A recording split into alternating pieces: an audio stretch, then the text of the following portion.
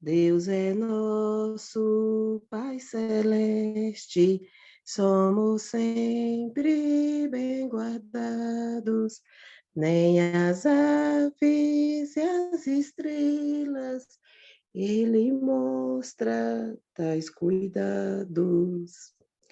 Deus com zelo, com ternura, seus filhinhos alimenta, do pecado ele os livra e em seus braços os sustenta. Na tristeza ou na bonança, nunca os filhos Deus ouvida. Seu desejo é guardá-los puros santos para a vida. Amém. Amém, louvado seja o nosso Deus. Mais uma vez nós estamos aqui agradecidos por estarmos reunidos nessa manhã. Eu agradeço a todos que despertaram, ouviram a voz do Espírito Santo para estar aqui conosco em unidade, para buscar a face do nosso Deus, para buscar a presença do nosso Jesus. Agradeço também a irmã Rafaela, que aceitou o convite de estar aqui conosco nessa manhã, para trazer para nós o pão quentinho, como diz a nossa irmã Irani, para trazer para nós a palavra do Senhor, para nos alimentarmos e sairmos cheios do Espírito Santo. Vamos fazer 2 orações. Rafaela, eu faço a primeira, você faz a segunda. Pode ser? Pode sim. Amém. Vamos orar então. Grande e poderoso Deus, amado Pai que estás nos céus, louvado, exaltado e glorificado seja o teu santo nome nessa manhã.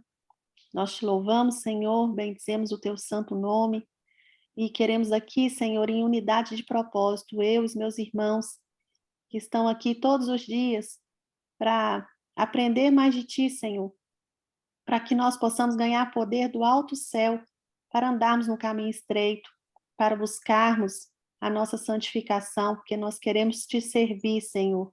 Nós queremos te adorar em justiça e em verdade. Amém.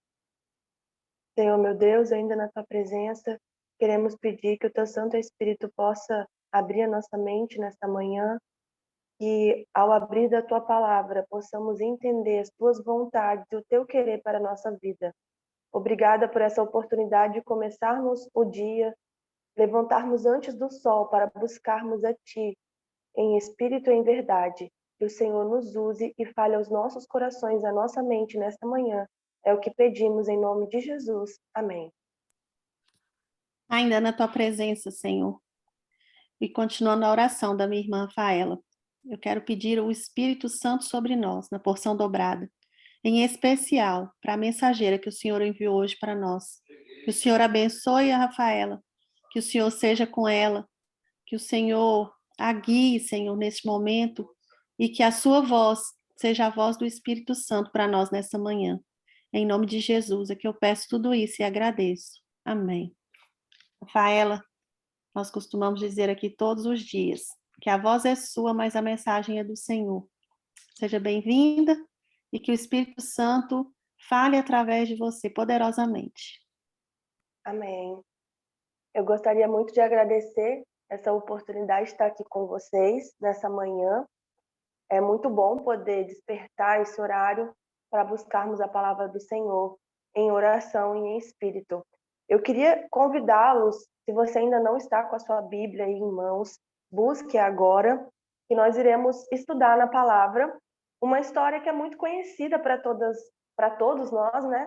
Que é a história de José. Mas a gente vai pegar um trecho específico da história de José para entendermos um pouquinho a vida de José e tirar algumas lições. Então, abra sua Bíblia no livro de Gênesis, capítulo 39. Gênesis, capítulo 39. E nós vamos ler alguns trechos desse livro, desse capítulo. Nós vamos ler a partir do versículo 6, tá bom? Eu vou ler aqui na minha tradução e vocês acompanhem na sua. Diz assim: Potifar confiou tudo o que tinha nas mãos de José, de maneira que não se preocupava com nada, a não ser com o pão que comia.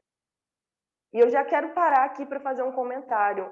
José, a gente conhece a história dele. José, ele passou por uma situação muito difícil. Ele foi traído pelos seus próprios irmãos, enviado para o Egito e agora estava como um empregado, como um escravo, na verdade, na casa de um dos homens mais importantes do Egito, que era Potifar. E não demorou muito para Potifar perceber que José era diferente. E me chama já a atenção esse versículo. Será que quando nós estamos em ambientes que não são dentro da igreja, que não é igreja, as pessoas também percebem que somos diferentes? O que nós temos transmitido para as pessoas?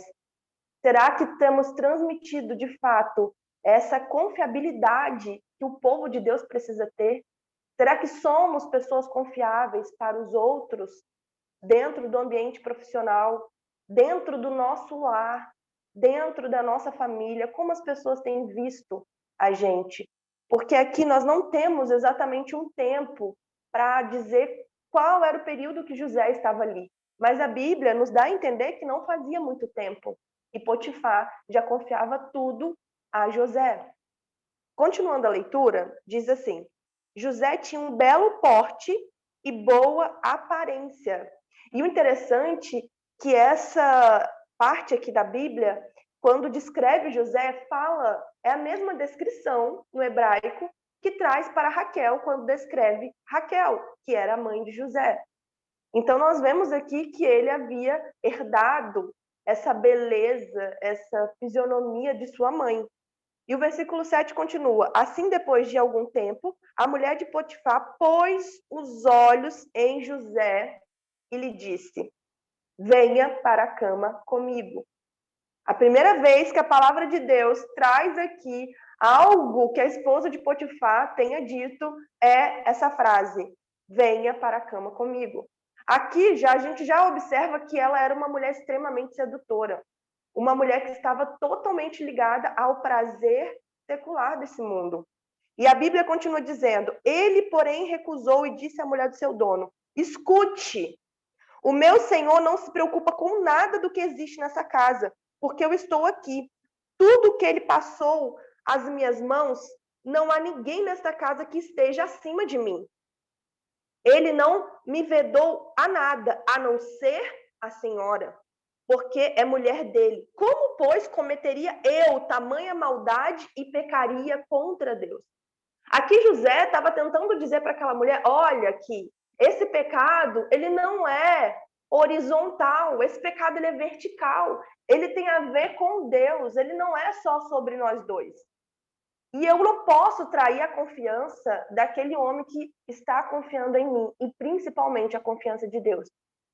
Nós precisamos entender que quando nós pecamos, quando a gente comete por várias vezes o mesmo pecado, a gente não está só pecando contra a gente ou contra o próximo, nós estamos pecando contra Deus. Isso parece até chover no molhado, mas muitas vezes a gente se esquece disso, que existe um Pai de amor que está nos observando 24 horas por dia. Esses dias eu estava tomando banho com a minha filha, ela tem 7 anos, e ela disse algo que eu me lembrei que quando eu tinha a idade dela, eu também pensava dessa maneira. A gente entrou para tomar banho e ela não tirou sua roupa, ela ficou. E eu falei assim: minha filha, você precisa se despir para a gente tomar banho. Ela falou assim: mãe, mas eu não posso fazer isso, porque se Deus está vendo todas as coisas, ele está me vendo aqui agora também, e eu vou ficar com vergonha. E eu sorri e expliquei para ela, né, como é Deus para nós, mas essa ingenuidade, né, da criança é a mesma que nós temos que ter. Não de se esconder de Deus, mas de entender que Deus nos observa 24 horas por dia. E não é para que nós tenhamos medo de Deus, mas é para que nós possamos desenvolver respeito e entender que se Ele nos observa, é a nossa chance também de tê-lo com a gente.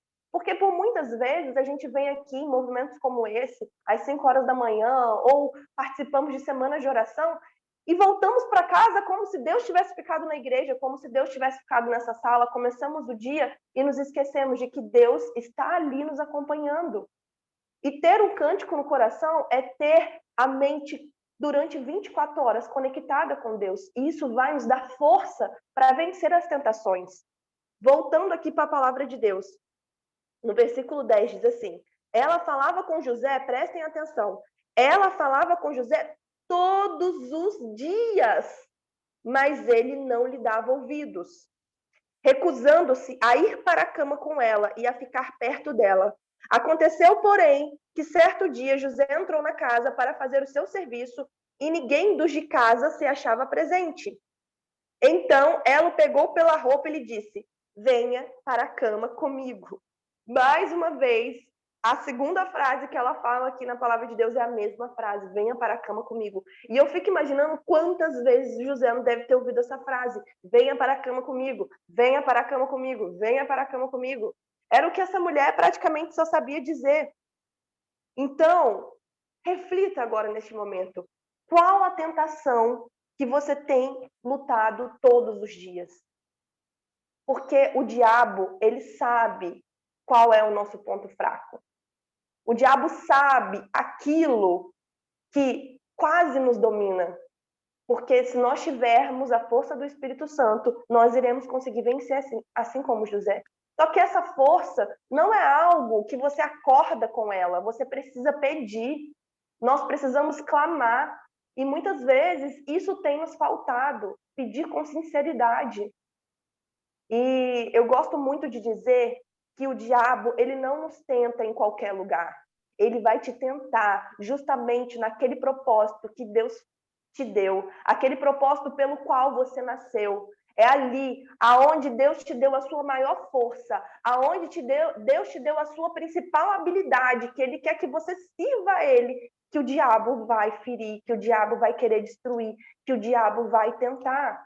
Então, se nós não buscarmos força no Senhor, a gente vai cair.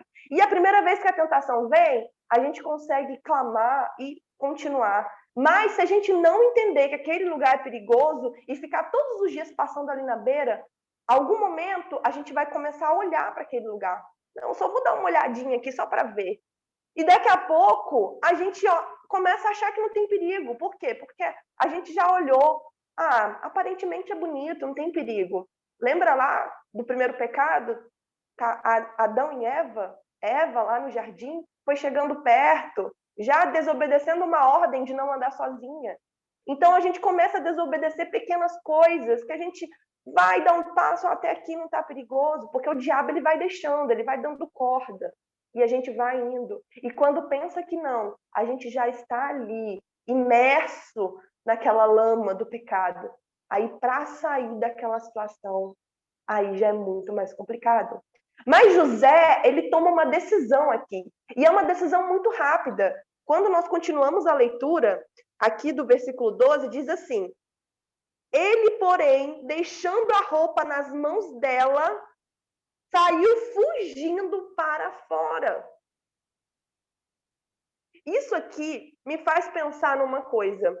Eu sei as coisas que eu posso enfrentar, aquilo que eu posso lutar. E você precisa ter esse conhecimento. E conhecereis a verdade vos libertará. Você precisa se conhecer para saber até onde você pode lutar de frente e aquilo que você precisa fazer como José, fugir. E muitas vezes, nós cristãos, a gente tem às vezes a prepotência de achar que nós podemos ficar. Não, porque eu consigo. E essa prepotência acaba subindo, fazendo com que a gente caia. José não ficou ali pensando, não, eu vou ficar aqui, eu vou ser forte. Você pode se despir na minha frente que eu não vou fazer nada. José não fez isso porque ele conhecia a sua fraqueza. Ele tinha conhecimento sobre quem ele era. José, então, foge.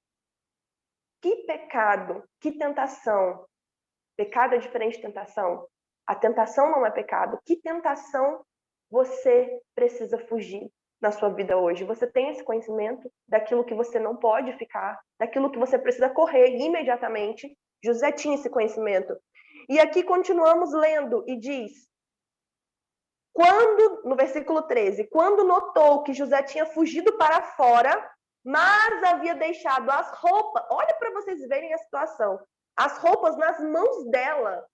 Ou seja, ela já estava ali indo para José. Tanto é que a palavra de Deus fala que as roupas ficaram nas mãos dela. Chamou pelos homens de sua casa e lhes disse: vejam, meu marido nos trouxe este hebreu para nos humilhar. Ele entrou no meu quarto querendo me levar para a cama, mas eu gritei bem alto. Deixa eu te falar uma coisa aqui. A mesma pessoa que está te seduzindo, e aqui eu não estou falando só de uma sedução sexual, mas a gente sabe que a nossa guerra é contra forças do mal e potestade, mas é contra as pessoas que se deixam ser usadas por essas forças do mal e essas potestades, porque o diabo usa pessoas.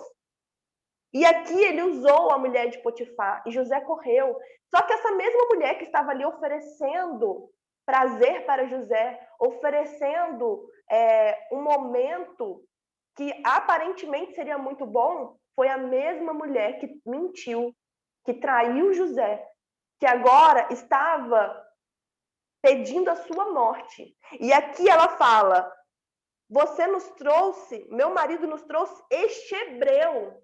E ela agora diz quem José é, sabe? Aquele crente ali, sabe? Aquele adventista, aquele cristão. Ela jogou na cara da onde José veio. E é isso que o diabo faz. O diabo quer humilhar a gente, sabe por quê? Quando o diabo nos humilha e ali nos expõe e fala da onde a gente veio, da onde a gente é, ele não está só nos expondo, ele está expondo a Deus.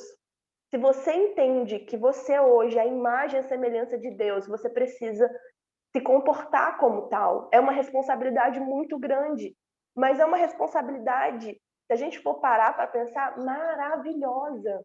Olha que oportunidade que nós temos de sermos a imagem e a semelhança de Deus. Isso não significa que a gente vai ser perfeito, porque é impossível. Mas nós precisamos ter um coração contrito, um coração que está disposto a fazer as vontades de Deus, um coração que confessa suas mazelas e os seus pecados, que reconhece suas fraquezas. José fugiu não porque ele era forte, ele fugiu justamente porque ele era fraco. Porque se ele fosse forte, ele não precisava ter fugido. Nós precisamos entender sobre isso. E o versículo 15 diz: quando ele ouviu que eu levantava a voz e gritava, deixou a roupa ao meu lado e saiu, fugindo para fora. Nós estamos aqui lendo a história de José, e que nós conhecemos muito bem a história, mas a palavra de Deus, ela é infinitamente sábia em conhecimento. Então, quanto mais nós lemos, mais a gente pode tirar lições. E eu gosto de fazer sempre uma comparação com a minha vida. Eu queria convidar você nesse momento a fazer uma comparação com a sua vida. E se fosse a sua história sendo contada aqui? Como seria? Faça essa reflexão. Você teria essa mesma sabedoria que José teve? Você teve essa sabedoria de fugir? Como tem sido o seu comportamento para com as tentações? E deixa eu falar uma coisa para vocês aqui. A tentação veio de dentro da casa que José morava. Às vezes a gente tem a ilusão de que vai vir algo lá do mundo, vai vir alguém de fora. Mas as maiores tentações que a gente enfrenta é dentro da nossa casa. São das pessoas que a gente confia, são das pessoas que a gente convive, porque o diabo vai usá-las para deixar em questão. Calma aí, se é ela que está falando, será que não é certo? Nós precisamos abrir os nossos olhos para esse lugar. É difícil, mas é ali que nós temos que olhar. E quando a gente olha ainda um pouco antes da história de José, olha lá o que aconteceu na casa dele. Foram os irmãos que o jogaram no buraco. Então, não há nada de grande mistério no que eu estou dizendo aqui. É só a gente analisar um pouco a palavra de Deus. Quando a gente olha para a história de Davi, foi traído pelo próprio filho. Então, sempre em alguns contextos da Bíblia, nos traz isso. A gente precisa olhar para esse lugar.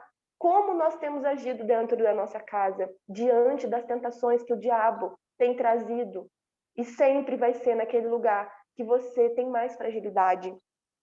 Continuando a leitura do texto, o versículo 19 diz assim: quando o dono ouviu as palavras de sua mulher, que lhe disse, foi assim que o seu escravo me tratou. Ele ficou irado. Versículo 20, e o dono de José o tomou e o lançou na prisão, no lugar onde os presos do rei estavam encarcerados. Ali, José ficou na prisão. Eu gostaria de parar aqui um pouco para a gente refletir aqui nessa leitura. Por quê? Potifar, ele coloca José na prisão e a gente pensa, meu Deus, quanta injustiça. Só que na época, um pecado como esse, ele não era simplesmente, a pessoa não ia lá e colocava outra na prisão. Não, um pecado como este era morte. A pessoa era morta, principalmente se tratando de um homem como Potifar, na posição que ele estava. Então, nós precisamos entender que aqui, Potifar, ele não acreditou em sua mulher. Só que ele precisava fazer alguma coisa, porque se ele simplesmente não fizesse nada, ele expôs não só a sua casa, mas a sua esposa, que com certeza Potifar sabia quem era sua esposa. Não devia ser a primeira vez que alguma situação como essa aconteceu. Então, conhecendo a índole da sua esposa, sabendo quem era José, porque ele sabia quem era José, ele confiava tudo a José, mas Potifar precisava fazer alguma coisa. Então, ele coloca José na prisão. Ali já existe um livramento, por mais que a gente olhe e fale, nossa, que injustiça, mas Deus já havia livrado José da morte, porque Deus tinha planos na vida de José. A gente precisa entender que quando a gente escolhe ser fiel a Deus, não existe uma promessa vinculada a isso de que nós não teríamos dificuldade, de que nós não teríamos tristeza, de que nós não seríamos mais tentados. E a gente pensa que isso é verdade, que é o contrário disso. Não, Rafaela, eu acredito que não é. Mas as nossas atitudes não mostram isso. Quando vem aquilo que a gente chama de injustiça, a primeira coisa que a gente faz é o quê? Senhor, mas por que isso está acontecendo? A gente deixa de ler a Bíblia, a gente deixa de orar, a gente fica fraco, porque a gente não consegue, naquele momento, ver o livramento de Deus. Porque o nosso olhar é muito limitado, mas a gente precisa confiar que nós temos um Deus que o olhar dele é um todo. Ele está muito mais preocupado com a sua salvação para a eternidade do que com os nossos dias neste mundo aqui de pecado. José confiou a Deus, confiou em Deus e foi fiel, porque Deus precisou tirar ele de lá, porque ele tinha um propósito para José que não era naquele lugar. Ali, ele manteve José para José aprender algumas coisas, para preparar José. Agora ele leva José para um lugar onde ele queria ensinar uma outra coisa para José que seria necessário lá na frente. Eu gostaria de dar uma pausa aqui em Gênesis e queria convidar você a abrir sua Bíblia em Marcos, capítulo 8. Abra sua Bíblia, por favor, em Marcos, capítulo 8, versículo 22. Marcos, capítulo 8, versículo 22. Na minha tradução, tem como tema assim, a cura de um cego em Betsaida.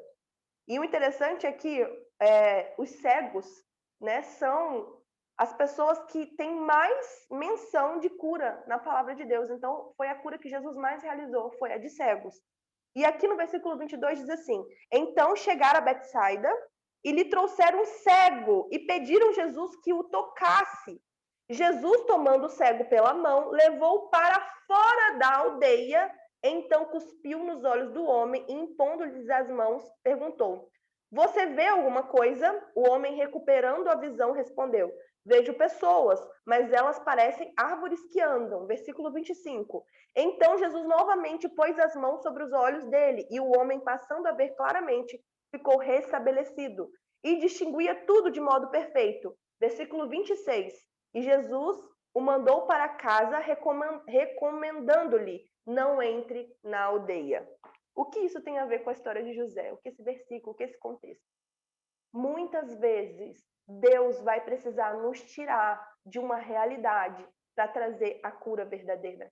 E às vezes é uma realidade geográfica, mas às vezes pode ser uma realidade emocional, uma realidade espiritual. Que contexto nós estamos nos permitindo ficar e exigindo uma cura de Deus, quando claramente esse contexto é o motivo pelo qual estamos adoecendo? Deus não vai realizar o milagre, a cura no mesmo lugar que está te adoecendo. Assim como ele tirou José daquele lugar, sabe por quê? Porque Deus conhece os nossos limites. E nós vemos na palavra de Deus, na história, É claro que aqui nos traz de forma resumida, mas que a palavra diz que constantemente aquela mulher estava tentando José, ao ponto de agora José precisar correr, porque ele chegou no limite e Deus agora tira José daquela realidade. Aparentemente, uma injustiça colocada na prisão, mas o que teria acontecido com José se Deus tivesse permitido que ele ficasse ali na casa de Potifar? Olhe para a sua vida agora. Faça uma retrospectiva. Olhe para dentro, olhe para a sua realidade. Qual é a sua vivência? Qual situação que você tem clamado ao Senhor e parece que Deus está em silêncio? Você tem se permitido sair desse lugar? Você quer abrir mão dessa situação para que a cura venha na sua vida? Pode ser uma situação financeira, pode ser uma situação familiar, pode ser até uma situação geográfica. Deus conhece a gente mais do que qualquer outra pessoa nesse mundo, porque foi Ele que nos criou. Ele nos conhece nos pormenores, nas 24 horas que tem um dia. Ele sabe exatamente qual é o seu limite. Só que Deus age em cima da ação humana. Deus talvez está te dizendo de todas as formas possíveis, meu filho, você precisa abrir mão disso para que a cura venha. Assim como naquele momento, José percebeu que precisava correr, que não podia ficar ali. Ele não sabia quais seriam as consequências, mas ele decidiu ser obediente e fiel a Deus. Seja fiel à vontade de Deus, seja fiel à voz de Deus, mesmo que você não saiba quais serão as consequências disso. Não importa quais são as consequências. Nada pode ser maior do que o dever de ser fiel a Deus, o dever de obedecer a Deus. E nós reconhecemos a voz de Deus. Só que às vezes a gente quer fingir, é mais fácil falar não é, não, eu acho que não é isso. Só que a palavra de Deus diz que o nosso corpo é templo do Espírito Santo que habita em nós. Então, se o Espírito Santo habita em você e habita em mim, ele está o tempo todo falando aos nossos ouvidos, aos nossos corações. Só que se a gente fica em negação, se a gente fica o tempo todo, não é isso, algum momento o Espírito Santo de Deus irá nos deixar. E eu quero trazer aqui mais um texto da palavra de Deus, fora de Gênesis 39. Abra sua Bíblia em 1 Coríntios. Vamos ler um texto sobre isso que estamos falando aqui, essa conversa nossa, para a gente poder entender melhor sobre isso. 1 Coríntios, capítulo 6, o versículo 18. 1 Coríntios, capítulo 6, versículo 18. Diz assim na minha tradução: fujam da imoralidade sexual. Qualquer outro pecado que uma pessoa cometer é fora do corpo, mas aquele que pratica imoralidade sexual peca contra o próprio corpo. Aí nós temos um versículo que agrega a essa questão, que é condicionado a isso, que diz assim: será que vocês não sabem que o corpo de vocês é o quê? Santuário do Espírito Santo que está em vocês, e que vocês receberam de Deus, e que vocês não pertencem a vocês mesmos. Versículo 20. Porque vocês foram comprados por preço. Agora, pois, glorifiquem a Deus no corpo de vocês. O nosso corpo é templo do Espírito Santo. Então, como assim? Eu não sei que voz é essa que está falando comigo. Como eu estou em dúvida? Existe só uma situação que pode deixar-nos, de fato, com essa dúvida, que é a seguinte. Abra sua Bíblia. Vamos ler o que aconteceu em Juízes, capítulo 16, versículo 10. Juízes, capítulo 16, versículo 10. Desculpa, versículo 20. E, na minha opinião, é um dos versículos mais tristes da palavra de Deus. E diz assim, contextualizando aqui a história de Sansão. Então ela gritou: Sansão, os filisteus vêm vindo aí. Ele despertou do sono e disse consigo mesmo: vou sair como nas outras vezes e me livrarei. Mas ele não sabia ainda que o Senhor já se havia retirado dele. Olha que triste. Aqui a palavra de Deus nos conta que o Espírito de Deus, que o Espírito Santo se retirou da vida de Sansão. Por quê? A gente conhece o contexto da história de Sansão. Sansão desobedeceu. E não foi uma única vez. Sansão vinha desobedecendo a Deus por várias vezes. Ele vinha fazendo o que estava na sua cabeça. Ele vinha usando a força que não era dele, na posição de prepotente. Eu sei o que é melhor para mim. Eu não vou fazer aquilo. Um dom tão lindo que Deus havia dado para Sansão, que nós sabemos que não era o cabelo de Sansão, não havia ali um poder mágico, não havia nada especial ali. Era um pacto de fidelidade, era um pacto de obediência, e Sansão havia quebrado. O templo do Espírito Santo não é para todos. Precisamos estar disponível aonde? Na obediência. Porque se ele está falando, e você não está fazendo aquilo, ele vai deixar de ser morada na sua vida. Isso é muito triste. Só que José, ele tinha os seus valores muito bem estabelecidos. Ele não negociava os seus princípios. Mas, para que você não negocie os seus princípios, você precisa ter bem estabelecido quais são os seus princípios. O que hoje é inegociável na sua vida? Faça essa reflexão. Escreva. Calma aí, deixa eu ver aqui. Quais são os meus princípios? O que eu não negocio? Porque, às vezes, você tem negociado aquilo que não deveria. E por falta de conhecimento. Por falta de conhecimento, como assim? De buscar conhecimento. Não é que não exista, porque nós temos muitos materiais, nós temos a palavra de Deus, nós temos muitos livros, nós temos muitos pregadores bons. Você vai no YouTube, você abre ali, você acha muitos sermões maravilhosos. Só que, do que nós temos nos alimentado? Se nós entendemos que o que mora na gente é o Espírito Santo, como nós temos alimentado ele em nossa vida? O que eu tenho dado? Será que realmente um de jejum como esse que estamos tendo aqui hoje é o suficiente para um dia inteiro? O que estamos fazendo para nos mantermos firmes neste mundo de pecado? Entendendo que nós não somos moralmente perfeitos, nós não somos fisicamente perfeitos.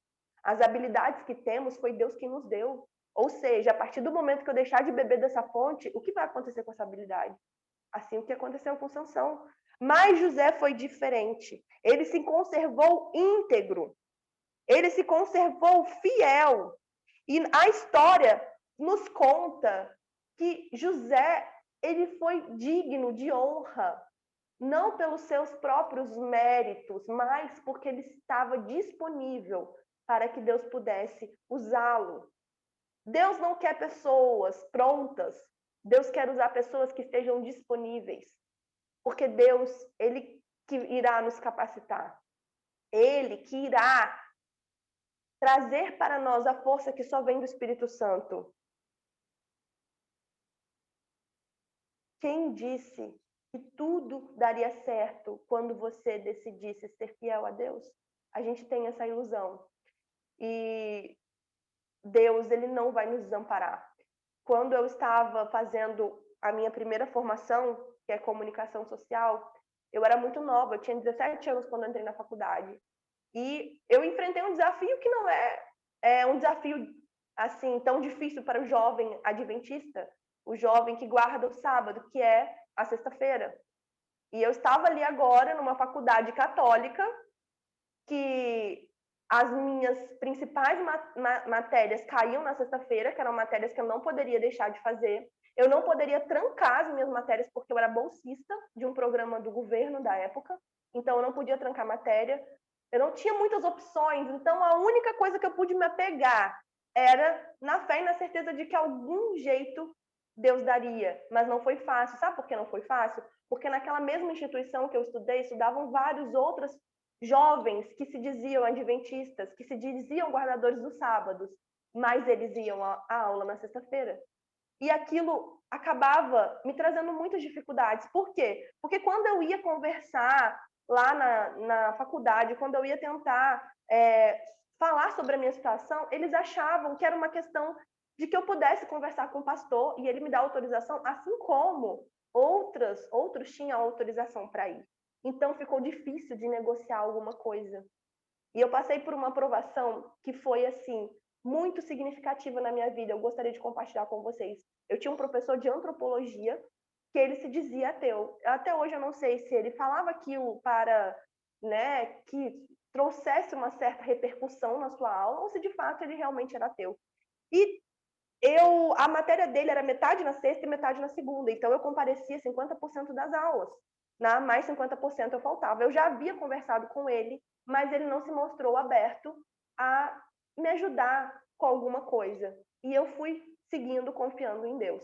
Até que chegou um momento onde teria a nossa primeira prova. E era uma prova muito importante, ela valia 50% do semestre. Eu não podia perdê-la, e ele colocou justamente na sexta-feira. Eu fui conversar com ele a possibilidade de fazer antes ou depois, e ele falou assim comigo: olha, Rafaela, eu quero te fazer uma proposta. Você não precisa assistir a aula, você não precisa nem fazer a prova. Eu estou aqui disposto a te dar presença, porque eu poderia ser reprovada por falta, eu só podia ter 30% de falta, eu já teria 50%. Eu te darei presença, as presenças que você precisa para não ser reprovada. E um detalhe, eu não podia ser reprovada em nenhuma matéria, senão eu também perdia minha bolsa. E eu não tinha condições de me manter.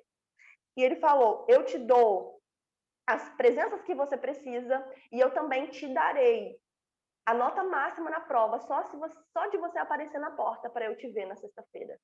E ele foi conversando comigo e a gente descendo. A faculdade tinha 4 andares, a gente estava descendo na rampa, a minha sala ficava no último andar. E ele foi conversando comigo e eu fui ali ouvindo e não respondi nada.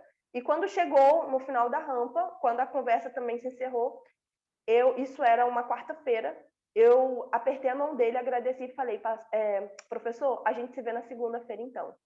E fui embora. Eu não vou dizer para vocês que eu não fiquei tentada com aquela fala. Eu fiquei tentada. Eu já cheguei a pensar na possibilidade de ir na sexta-feira. Eu pensei: mas eu só vou chegar na porta da sala, igual ele falou. Não vou entrar, não vou assistir a aula. Será que realmente isso vai ser pecado? Será que realmente eu vou estar transgredindo o sábado? E aquele monte de coisa veio na minha cabeça. E eu não externei para ninguém o que estava acontecendo. Eu fiquei refletindo sozinha. E eu me lembro que foi a história de José que me chamou a atenção. Foi nele que eu pensei naquele momento.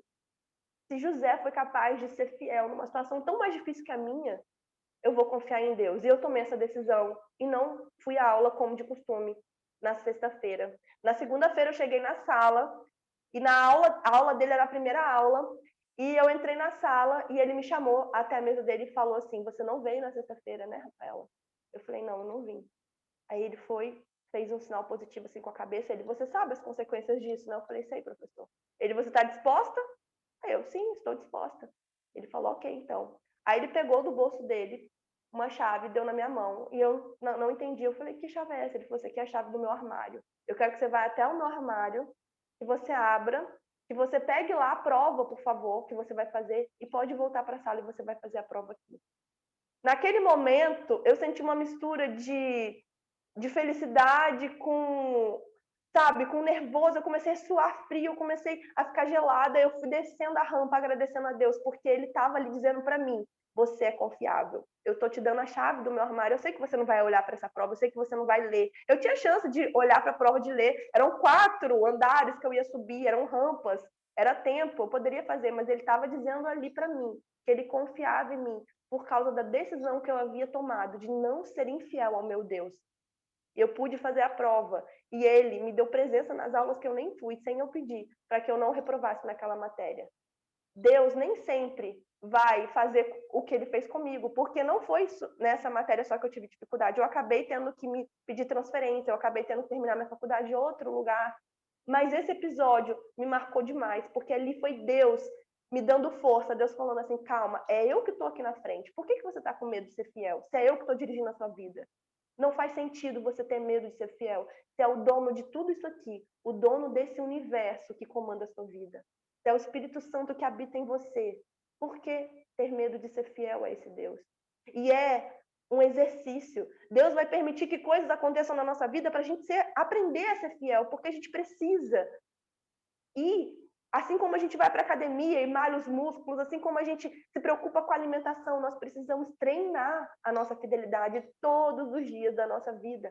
Se você começar a observar, todos os dias existirão situações que você terá que comprovar essa fidelidade ao seu Deus, seja no seu comportamento, seja numa fala que você precisa dar, seja numa roupa, numa escolha de uma roupa, seja na escolha de um lugar que você precisa frequentar, seja numa decisão simples do que comprar no mercado, seja na postura como você trata as pessoas nos seus dias ruins, porque tratar as pessoas quando a gente está bem é muito fácil. E aí, quando você acorda num dia ruim, como tem sido o seu comportamento? A todo momento, Deus está fazendo com que a gente tenha a oportunidade de treinar nossa fidelidade. Sabe por quê? Porque vai existir um tempo em que nós, de fato, precisaremos ser fiéis a Deus com todas as nossas forças. Assim como os discípulos no passado não tiveram medo de ser fiel a Deus, mesmo de frente com a morte. Os apóstolos não tiveram não fugiram. A gente não pode dizer que eles não tiveram medo, né? A gente não estava ali naquela situação, mas eles não fugiram, eles ficaram ali, eles decidiram ser fiéis. Ser fiel até a morte e dar-te-ei uma coroa da vida. É a promessa que nós temos. Que nesta manhã você possa olhar para a história de José e se colocar nessa situação. Coloque a sua história aqui.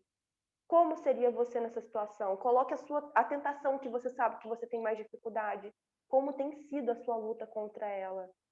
Deus, ele não irá olhar para nós e ficar o tempo todo jogando, ai, você é pecador, você não pode, você não deve, olha, você pecou aqui, você errou, quem faz isso é o diabo.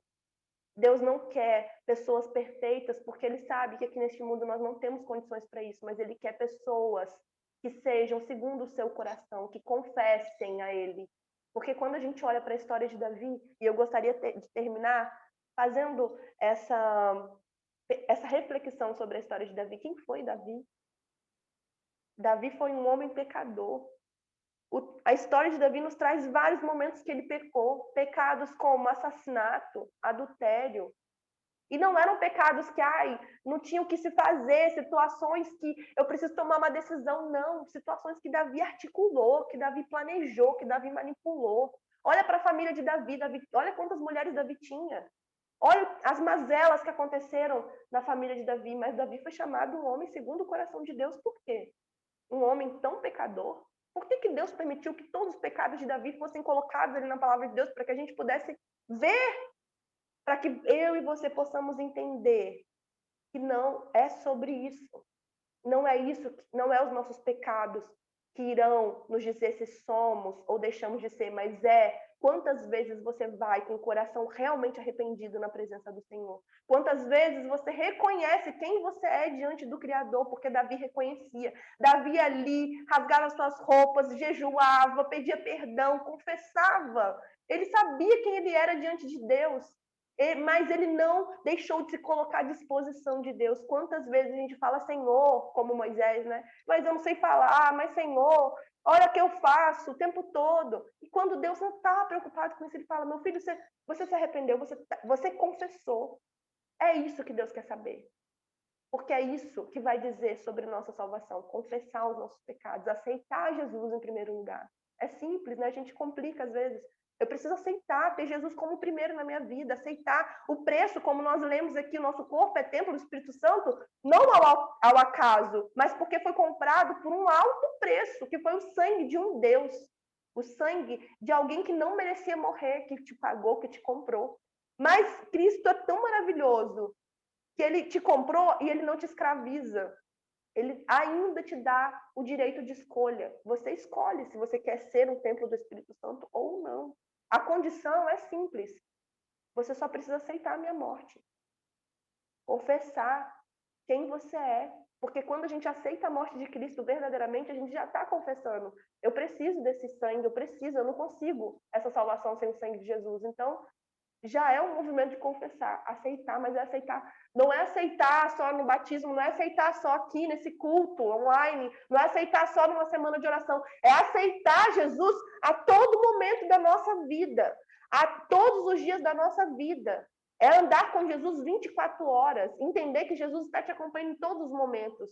É não se sentir incapaz de realizar aquilo que Deus tem te chamado. Sabendo que o seu corpo é templo do Espírito Santo, as suas habilidades vêm de Deus e Deus vai te capacitar. E nesta manhã, o sol já está nascendo aqui, João Molevade. Não sei aonde você está, mas que nessa manhã o Espírito Santo possa nascer no seu coração com a mesma força que o sol nasce todas as manhãs. Que você possa se conectar com Deus de uma maneira aonde você consiga ter forças para correr das tentações que precisam que você fuja da sua vida, assim como José fez. E lembre-se, não se esqueça, não compre, não se venda, não abra mão de ser fiel a Deus, não abra mão de se conservar fiel, independente das consequências que aconteçam na sua vida. Que Deus nos abençoe nesta manhã. Louvado seja Deus por essa mensagem tão especial. Como é maravilhoso a gente lembrar que todos os dias nós temos que ser fiéis por completo, né? Não adianta a gente subir até o meio da escada e parar ali, né? Nós precisamos de subir a escada toda, né? Esse é o conselho do nosso Deus para nós essa manhã. Nós vamos encerrar, então, esse momento com 2 orações e depois vamos ter uma oração cantada com a Suelen. Rafa, você faz, então, a primeira oração para a gente terminar e eu vou fazer a segunda, tá bom? Para depois dar os momentos da consideração. Ok. Fechamos nossos olhos, então, vamos falar com Deus.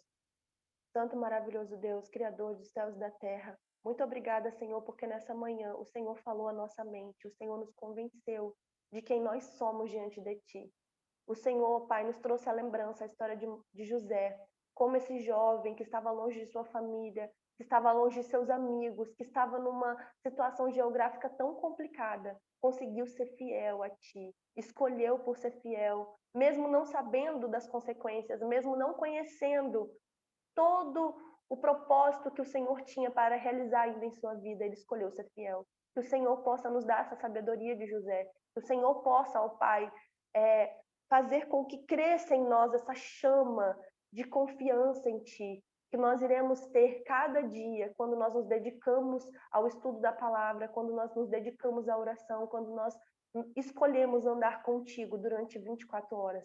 Que o Senhor possa abençoar cada pessoa que está aqui. Eu não conheço essas pessoas, mas o Senhor conhece cada parte do seu corpo, o Senhor conhece cada dificuldade.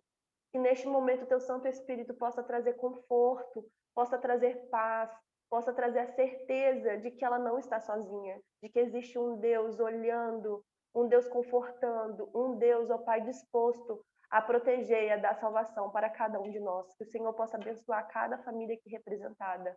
Nos dê um dia na tua presença, nos dê principalmente um dia de salvação. Que esse dia possa ser um dia para nossa própria salvação, mas que também possamos ser usados para salvar a vida de outras pessoas. Que o Senhor nos abençoe, que o Senhor nos consagre, que possamos receber o dom do Espírito Santo em nossas vidas. É o que nós pedimos humildemente, não porque merecemos, mas pelo sangue de Jesus. Amém. Continuando, ó Deus, na tua presença, nós estamos aqui com o coração radiante, porque o Senhor ajudou a José a passar por aquela provação, a passar por aquela tentação, e ele fugiu do pecado. Ó Senhor, hoje nós entendemos que nós também precisamos de fugir daquelas tentações, que muitas vezes está dentro da nossa casa, está pertinho de nós, coisas tão pequenas que achamos que não tem problema, mas quando nós olhamos para Ti, são umas pequeninas raposinhas que às vezes têm nos destruído a nossa comunhão contigo. Por isso, ó Deus, nós entregamos o nosso dia em Tuas mãos, porque nós queremos sair dessa sala contigo. Não queremos encerrar essa sala e sairmos daqui como entramos, mas queremos passar o dia inteiro na Tua presença, para que nós possamos, Senhor, fazermos a Tua vontade sempre. Nós, agora, Senhor, vamos entregar também a vida da Juninha em Tuas mãos. Ela está ali no hospital aguardando para fazer uma cirurgia. Que o Senhor seja com ela, que seja com os médicos, e que o Senhor possa dar força física para ela, pois ela está ainda bem debilitada. Cuida dela, afofa o seu travesseiro, afofa o seu colchão, para que ela possa passar um dia na tua presença. Ó Pai amado, seja com todos os adoradores que aqui chegaram, que o Senhor também possa ser com as pessoas que vão ouvir essa mensagem através do YouTube, que elas possam ser tocadas pelo seu divino Espírito Santo. Esse é o nosso desejo, fica conosco nessa manhã, e com todos os nossos queridos, é o que nós pedimos em nome de Jesus. Amém. Amém. Tu és fiel, Senhor, ó Deus eterno. Teus filhos sabem que não falharás. Nunca mudaste, tu nunca faltaste. Tal como era, assim sempre serás. Tu és fiel, Senhor. Tu és fiel, Senhor. Dia após dia, tuas bênçãos nos dá. A tua mão nos sustenta e nos guarda. Sim, para sempre, ó Deus, fiel serás. Amém. Amém. Louvado seja Deus por esse hino tão especial. Obrigada, Suelen. Bom, gente, antes de nós passarmos aqui para as considerações, eu gostaria de ler um texto aqui no livro Patriarcas e Profetas. Eu gosto muito da história de José. Se tem um personagem bíblico que encanta o meu coração, é José. E eu quero ler um texto aqui sobre José, porque às vezes a gente pensa, que a pessoa já chega pronta para vencer o pecado, para vencer a tentação. Mas aqui nesse capítulo, que é o capítulo 20, fala assim: mas na providência de Deus, mesmo essa experiência seria uma bênção para ele. Aprendeu em poucas horas o que de outra maneira anos não lhe poderiam ter ensinado. Seu pai, forte e terno como havia sido seu amor, fizera-lhe mal com a sua parcialidade e indulgência. Essa preferência imprudente havia encolerizado seus irmãos e os incitara à ação cruel que os separara do seu lar. Os efeitos dessa preferência eram também manifestos em seu caráter. Defeitos haviam sido acoroçoados que agora deveriam ser corrigidos. Ele estava se tornando cheio de si e exigente, acostumado à ternura dos cuidados do seu pai. Viu que não se achava preparado para competir com as dificuldades que diante dele estava na vida amarga e desconsiderada de estrangeiro e escravo. Olha o que Deus, às vezes, ele faz em nossas vidas, para que a gente perca os nossos defeitos de caráter. E o que me impressiona em José, é o seu sucesso, como que Deus foi trabalhando ali na pessoa de José. E José foi crescendo com Cristo. Olha que coisa maravilhosa que o livro ainda continua falando. A condição, a comunhão com Deus, mediante suas obras e a contemplação das grandiosas verdades confiadas aos herdeiros da fé, haviam elevado e enobrecido sua natureza espiritual, alargando e fortalecendo o espírito, como nenhum outro estudo poderia fazer. A atenção fiel ao dever em todos os postos, desde o mais humilde até o mais elevado, estivera adestrando toda a faculdade para o mais elevado serviço. Aquele que vive de acordo com a vontade do Criador está a assegurar para si o verdadeiro nobre desenvolvimento de caráter. O temor do Senhor é a sabedoria e apartar do mal é a inteligência. Que coisa linda, né? Foi isso que a Rafa hoje falou aqui. O temor do Senhor é a sabedoria e apartar do mal é a inteligência. Um caráter reto é de maior valor do que o ouro de Ofir. Pela fidelidade naquilo que é o mínimo, adquirem forças para serem fiéis em coisas maiores. Mas não se herda o caráter.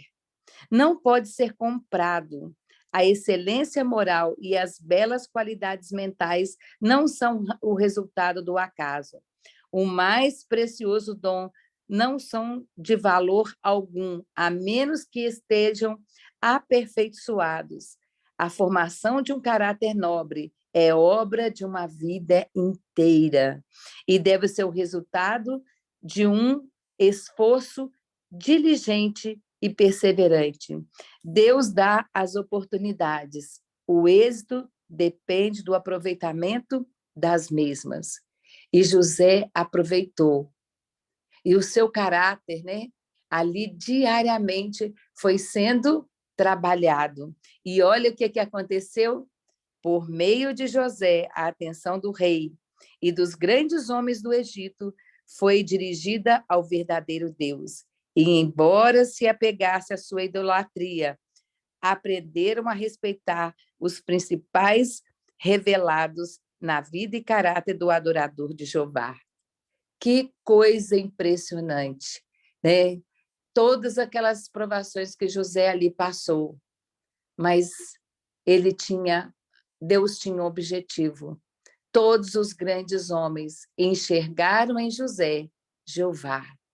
O Deus de José não era qualquer Deus, né? E ele fez toda a diferença ali naquele lugar, né? E é isso que às vezes Deus quer trabalhar em nós.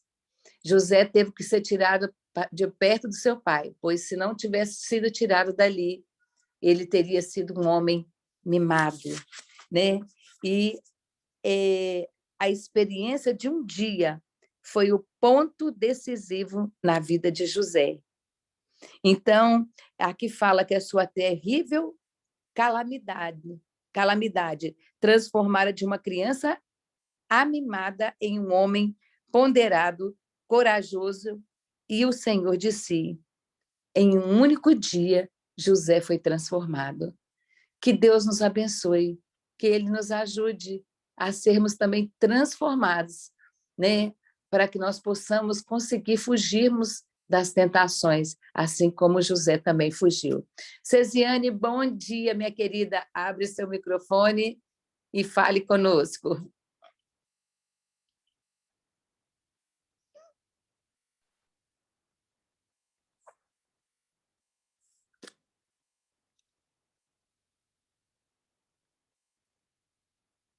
Cesi?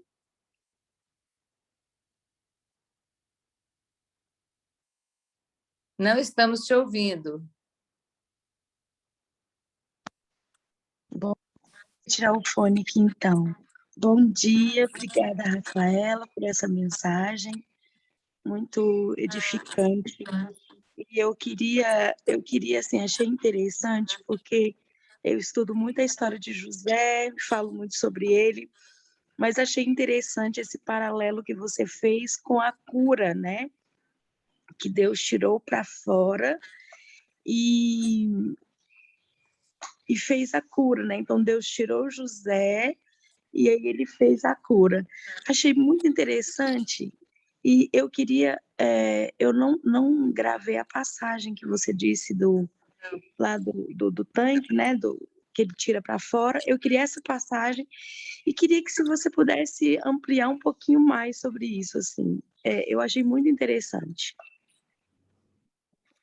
A passagem, né, o texto aqui que eu trouxe foi de Marcos 8, versículo 22, aonde traz, é um texto muito pequeno que fala sobre o fato de ter sido uma ordem clara dada por Jesus, né? Ali onde ele diz assim, a cura do cego de Betsaida.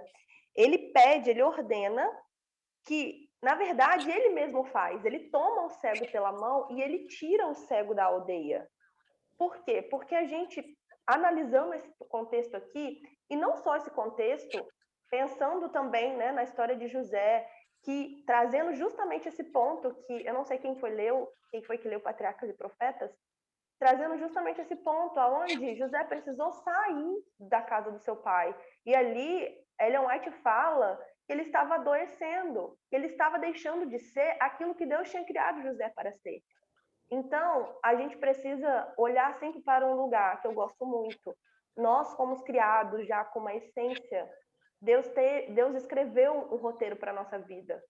Isso aí, a gente às vezes pensa, então Deus não nos dá o livre-arbítrio? Claro que dá, óbvio. Só que o livre-arbítrio é uma escolha que eu tenho. Ou eu vou seguir o roteiro do diabo, porque o diabo também tem um roteiro muito claro para a minha vida, ou eu vou seguir o roteiro de Deus, que Deus já tem um roteiro, Deus já me criou para algo. Eu tenho um propósito, eu não sou um acaso. E muitas vezes, para que esse propósito de Deus se cumpra na nossa vida, ele precisa que a gente saia de lugares que estão nos adoecendo. Assim como ele precisou, para que aquela cura acontecesse, tirar o cego de dentro da aldeia. E Jesus mesmo tira dali daquele lugar. E depois a gente vê no final aqui uma outra ordem de Jesus: não entre na aldeia, não volte para lá. Porque às vezes a gente pensa assim: ah, mas eu saí, agora eu posso voltar. Qual foi o momento na história de José que ele voltou para a casa do pai dele? Por que José não voltou? Não era muito longe. Olhando o contexto, aonde eles moravam em o Egito, era questão de alguns dias de viagem, 7 dias, 5 dias de viagem. Por que José não foi lá depois que virou governador? Por que José não foi lá depois que era um homem livre? Por que ele não voltou? Porque justamente ele entendeu que aquele lugar o adoecia. E José termina os seus últimos dias e ele não volta mais para lá. A gente precisa entender que muitas vezes, de fato, a gente precisa deixar uma realidade que a gente está ali apegada a ela. E a gente tem que olhar assim, que não é só, a gente só não perde ficando ali, a gente também ganha coisas. O que a gente está ganhando? O que está acontecendo? Por que eu não quero deixar esse lugar? Por que eu não quero deixar esse relacionamento doentio? O que eu estou ganhando com isso ficando aqui? Enquanto a gente não olhar para o que a gente está ganhando ficando ali, porque o diabo nos serve, para que a gente possa ter a ilusão de que aquilo ali é bom, a gente não sai desse lugar. Reconhecer o que a gente ganha tem a ver com confessar. E aqui nesse contexto de Gênesis 39, né, da cura, a gente até vê que é uma cura meio fora do padrão, porque aqui diz assim: você vê alguma coisa? Jesus pergunta. No versículo 24, o homem, recuperando a visão, respondeu: vejo pessoas, mas elas parecem árvores que andam. Eu, pelo menos, não me deparei com nenhum outro milagre que fosse feito assim por etapa, né? Que, você está enxergando? Não estou ainda vendo direito. Como assim? Jesus não tinha capacidade de já fazer aquele cego enxergar de uma única vez? O que Jesus estava tentando ensinar para aquele cego? Por que Jesus foi fazendo com que ele visse aos poucos? Para que, de fato, ele valorizasse o que ele perderia se ele voltasse a praticar o que estava adoecendo a ele. A visão aqui, a gente precisa entender que não era só uma questão física. Jesus, ele nunca curou só o físico. Jesus, ele sempre se preocupa com o espiritual, com o que há por trás, com os pecados que a gente carrega, com aquilo que é a nossa fragilidade. Então, não faz sentido para Jesus curar você e você continuar onde está te adoecendo. Não faz sentido para Jesus te curar no lugar que está te adoecendo. Ele vai te tirar daí. Ele vai, nem se preciso for, pegar na sua mão. Mas ele não vai fazer isso com você não querendo. Porque aqui diz que o cego se prontificou a ir até Jesus. Ele foi. Ele falou, olha, eu preciso de uma cura. Então, a gente precisa ter essa ação e permitir. Muitas vezes, Jesus está nos puxando, a gente está se segurando nas pilastras do lugar, agarrado. Não, pode me puxar, Jesus, mas estamos lá, preso. Como assim? Jesus não vai conseguir tirar a gente dali. Então, a gente precisa olhar para esse lugar, que a ação de Deus, ela está condicionada à nossa escolha, porque senão a gente não tem como acreditar no livre-arbítrio. Foi muito bom essa leitura do Espírito de Profecia, para a gente olhar para a história de José e entender que José não era um menino perfeitinho, né? Como a gente pensa, José era um menino que tinha revelação. Era um menino que eu gosto até de pensar, quando ele estava lá na casa do pai, era um menino chato de conviver. Os irmãos não gostavam de José. José era aquela criança que devia ser aquela criança metida, que sabia que era o preferido, que tinha essa petulância, essa prepotência, mas ele tinha uma essência que foi dada por Deus e estava sendo destruída pelo seu pai. Olha aí, pelos de dentro de casa. E Deus falou, não é isso que eu escolhi para José. Permitiu que as coisas acontecessem, mas poderia ter sido muito diferente se o José não tivesse sido permitido que a mudança acontecesse na vida dele, porque ele permitiu. Quando José estava caminhando ali, né, ele começou a entender que ele estava indo para longe, que ele ia precisar de Deus. E agora ele traz Deus para ser o seu pai.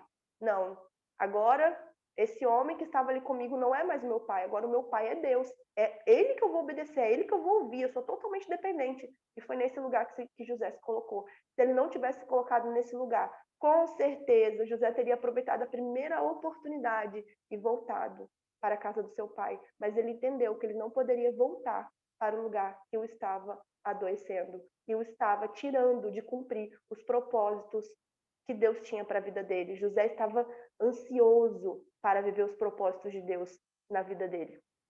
Eu espero que eu tenha conseguido responder aí a sua pergunta. Nossa, obrigada, Rafaela. Foi extraordinário. Abriu muito mais o leque aqui ainda. Louvado seja Deus. Obrigada. Obrigado, né, Rafa, pela resposta, né? Nos ajudou ainda mais compreender a dimensão da pessoa de José, né? E do contexto, né, que envolveu ali a sua tentação. Mais alguém gostaria de considerar? Se você quer considerar, pode levantar a sua mãozinha.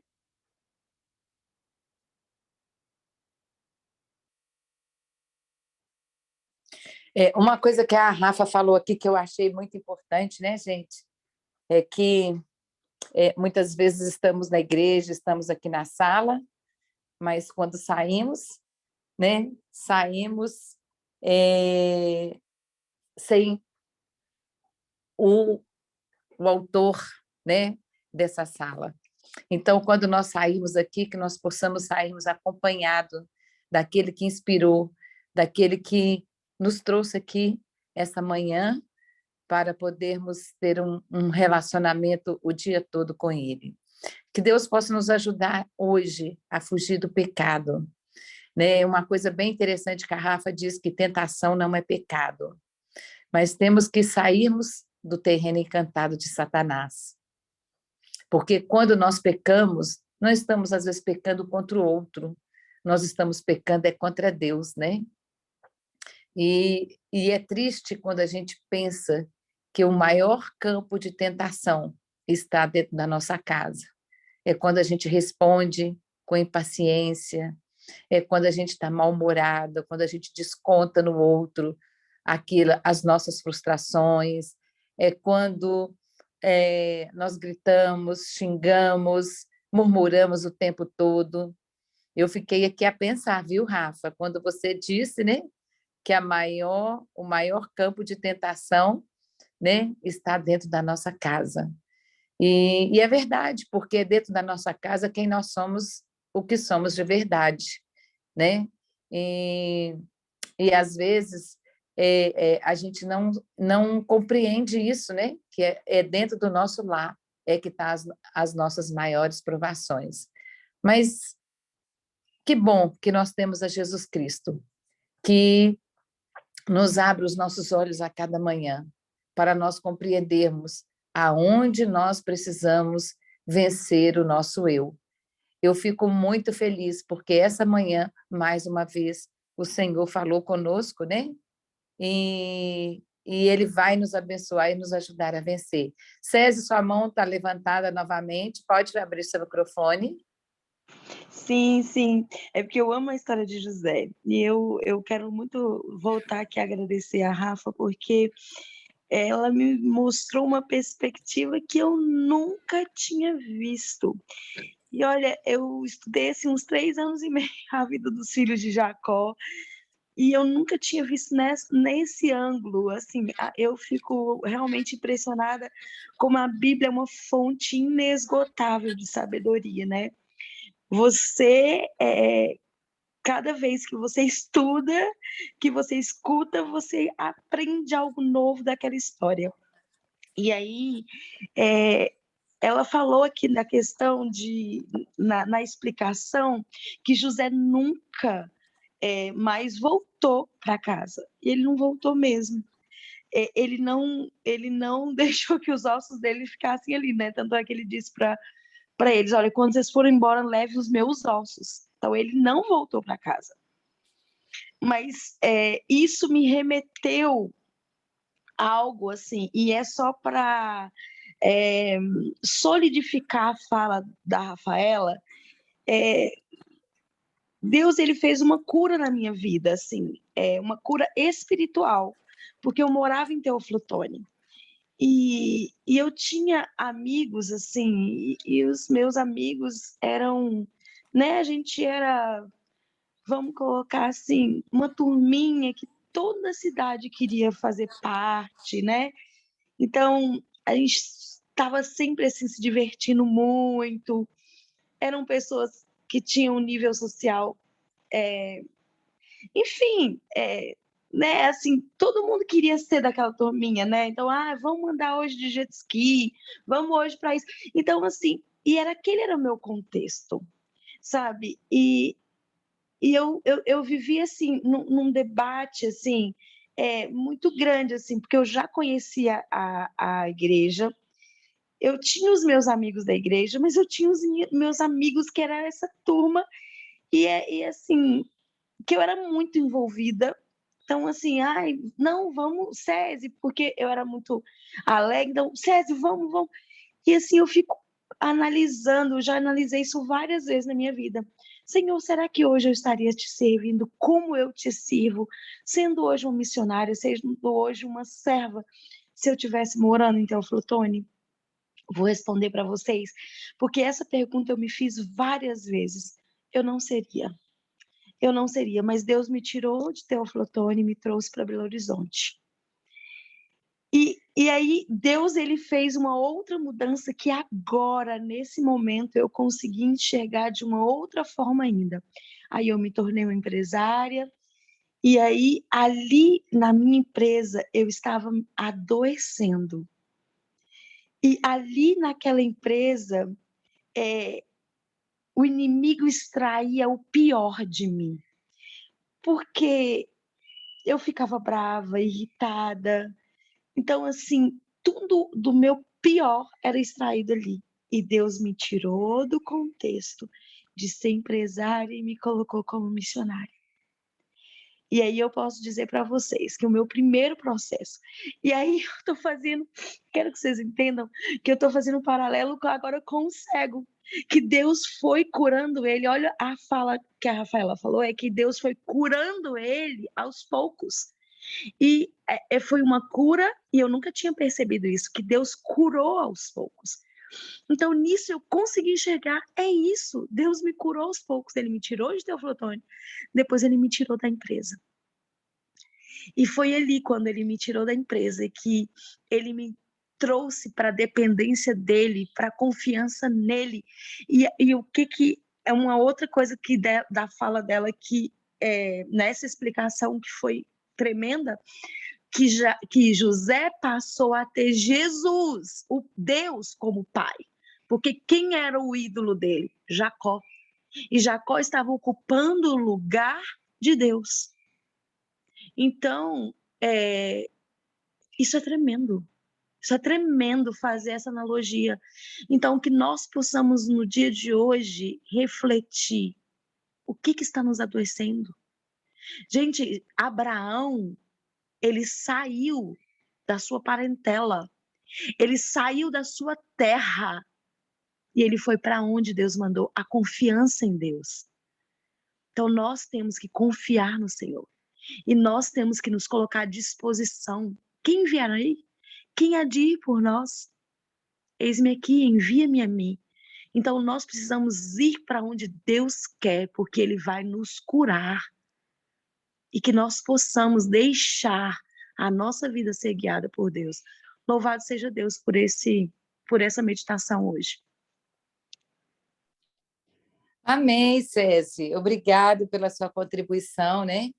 Isso nos mostra o amor de Deus por nós. Deus não faz nada pela metade.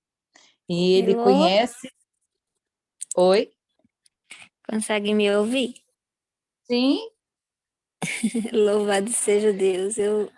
Eu tô aqui, né? Desculpa se der alguma interferência.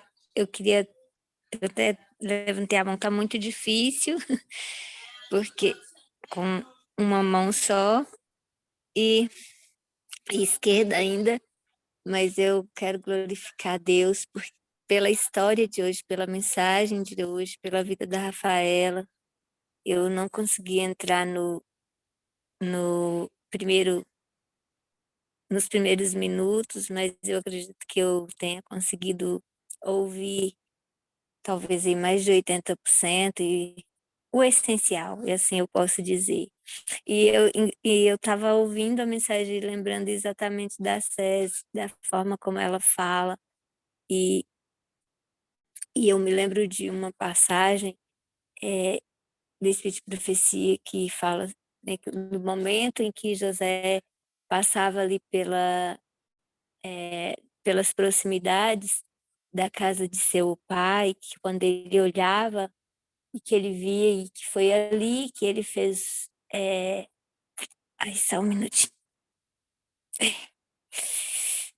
Que, que ele fez um propósito com Deus ali. E vou dizer com minhas palavras, né, porque que eu estou distante da prova, do escrito, que é muito difícil para mexer.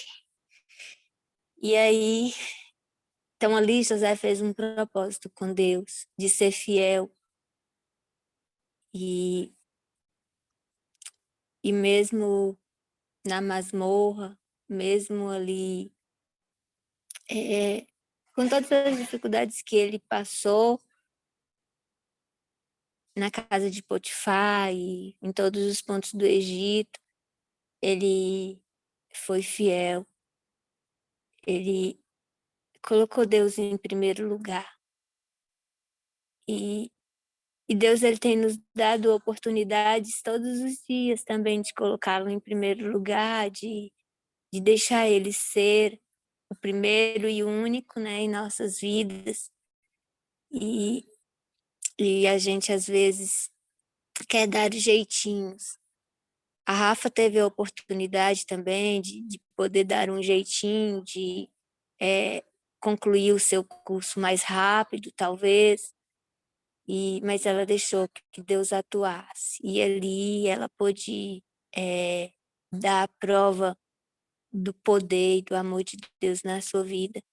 E o que eu tenho dito para Deus nesses momentos também, Senhor, me mostra, me ajuda, abre os meus olhos, e para que eu possa também testemunhar desse amor infindo, singular, porque às vezes não é fácil para a gente, aonde a gente está.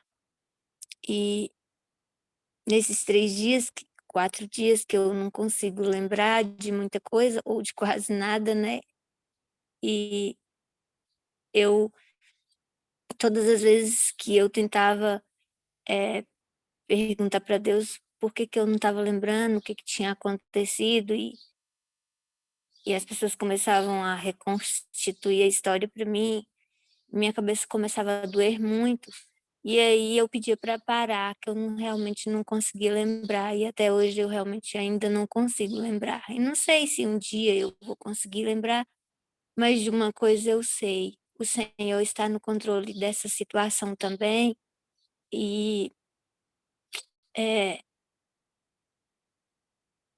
eu tenho uma filha que eu oro todos os dias, por quem oro todos os dias, porque não a vejo nos caminhos do Senhor. Eu tenho uma lista de pessoas por quem eu oro, e eu tenho uma família inteira da descendência do meu pai, por quem eu oro, e outras pessoas que eu nem conheço pessoalmente, por quem eu oro. E eu tenho agradecido a Deus todos os dias por essa oportunidade. Hoje eu estou num leito de hospital, louvado seja Deus, Elô, você orou, que eu ainda aguardo a cirurgia, eu já fiz ontem, amiga, muito obrigada por vocês terem orado. Eu sinto muitas dores ainda, né, que tá na recuperação, mas eu já passei por esse processo, e eu sei que Deus, ele tem um plano em todas as situações, e tudo que ele faz é bom, e o que ele permite é necessário, assim como foi necessário a saída de José da sua casa paterna, para que ele tivesse uma nova visão do que Deus queria para a vida dele. Eu sei que também foi necessário que eu estivesse passando por tudo isso, que nesse momento eu estivesse aqui onde eu estou, e que Deus me abençoe e abençoe cada um de vocês, e que essa mensagem fique gravada em nossos corações, e que José seja um ícone na nossa vida espiritual, para que entendamos o poder que Deus tem de restaurar, de renovar, e uma vida para Ele, ou uma nação inteira através de uma vida. Que Deus abençoe a todos, que tenhamos um bom dia. Louvado seja Deus por essa notícia boa, Juninha, de saber, então, que você ontem à noite, né, fez essa cirurgia, e vamos continuar em oração, né, pela sua recuperação, para que o Senhor possa, né, afofar o seu travesseiro, afofar a sua cama e cuidar e continuar cuidando de você, tá bom? Nós estamos junto com você, amiga. Amamos você muito, muito, muito. Rafa, você gostaria de falar mais alguma coisa? Não, só agradecer mesmo por essa oportunidade e parabenizar essa iniciativa dessa sala, que é tão necessário para esse momento que estamos passando.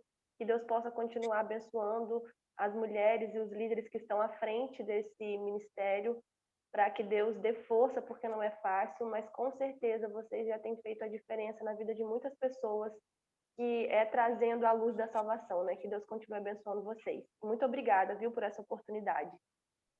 Nós aqui né, gostaríamos de te agradecer, né, por você ter aceitado, né, o convite, né, do Senhor, porque o convite não é nosso, sempre é Deus quem convida, né? Então, nós estamos muito felizes, gostaríamos de ter você outras vezes conosco aqui na sala, né? Gostaria que você aceitasse esse convite, viu, Rafa? Deus te abençoe, abençoe aí você, o seu ministério, você em João Molevade, né? Cada um de nós aqui em locais diferentes, né? Temos pessoas do Nordeste, de Portugal, da Inglaterra, São Paulo, Espírito Santo. Então, Deus tem unido, né, pessoas de tantos e tantos lugares para a cada manhã, a cada amanhecer, né, a gente meditar na palavra dele e buscar aqui o pão quentinho do céu, né? Então, a gente fica muito feliz. Bom, gente, então nós vamos encerrarmos, né, esse momento. Eu gostaria de ver... Irmã Terezinha, a senhora pode orar para terminar? E depois nós vamos ter um hino. Eu não sei se a Iapo vai conseguir compartilhar. Nossa, sim. Pode orar, irmã. Eterno Deus e maravilhoso Pai, Senhor Deus Todo-Poderoso, nós não temos palavras para agradecer ao Senhor a tua presença nessa sala. Como é maravilhoso estarmos aqui nessa igreja virtual. Eu quero, Pai, agradecer ao Senhor também. Como é bom podemos ouvir, ó Deus, a voz da Júnia. Graças ao Senhor, Pai. Ela está bem e ela ainda vai ficar melhor, ainda está recuperando. Nós cremos no Senhor, estamos orando por ela. Temos a certeza, Pai, que o Senhor está com ela, abençoando, protegendo, guiando. O Senhor tem planos para ela. Eu rogo, Senhor, ouve as orações dela, que ela tem feito silenciosamente nesse leito de hospital. Sê com ela, Pai. Abrace ela, meu Deus, que ela possa sentir a cada instante desse dia a tua presença, o teu abraço, e que o Senhor possa aliviar todas as dores que ela está sentindo. Quero clamar ao Senhor por cada lar representado, cada família. O Senhor conhece a necessidade de cada um de nós, o Senhor conhece as nossas fraquezas. Oh Deus, nos ajuda nesse dia a meditar na história de José, a meditar em tudo que nós ouvimos aqui nesta manhã, e podemos, assim, passarmos esse dia em comunhão com o Senhor, intimidade com o Senhor, buscando o Senhor, uma experiência pessoal na vida de cada um de nós. Dá-nos um dia na tua presença. Quero agradecer ao Senhor pela forma que o Senhor usou a tua serva Rafaela, pela mensagem que também a Luísa leu, que nos tocou muito, a fala também da Ceisiana. Oh Deus, muito obrigada por tudo. O Senhor realmente falou conosco nesta manhã e nós te louvamos e agradecemos por isso. Dás um dia na tua presença. Nós te pedimos, te agradecemos por tudo, em nome de Jesus. Amém.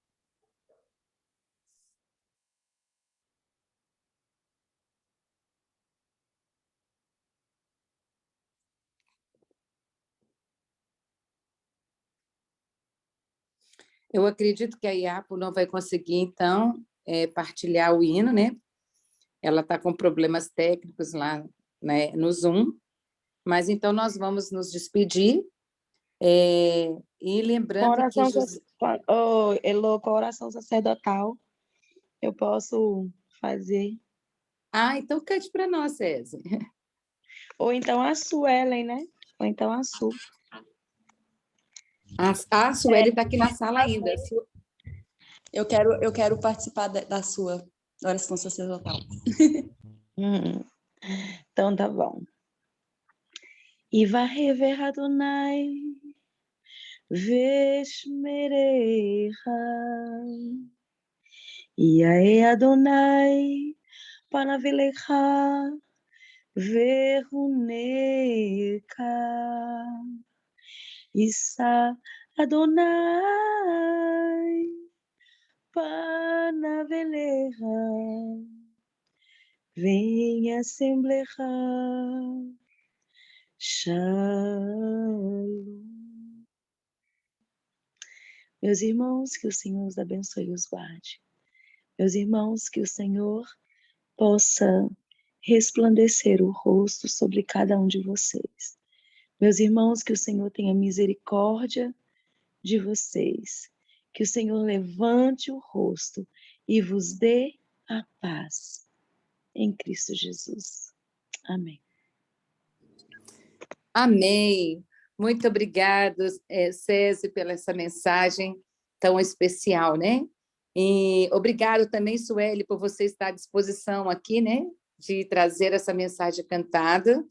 E amanhã, às 5 horas da manhã, estaremos de volta. Amanhã a nossa mensageira é a César, né? Então, que Deus possa te abençoar, César, desde agora, né? Que Ele possa estar te guardando, te protegendo, te guiando. Então, pessoal, até amanhã, às 9 horas de Portugal e às 5 horas do Brasil. Que Deus seja com vocês. Um abraço a todos.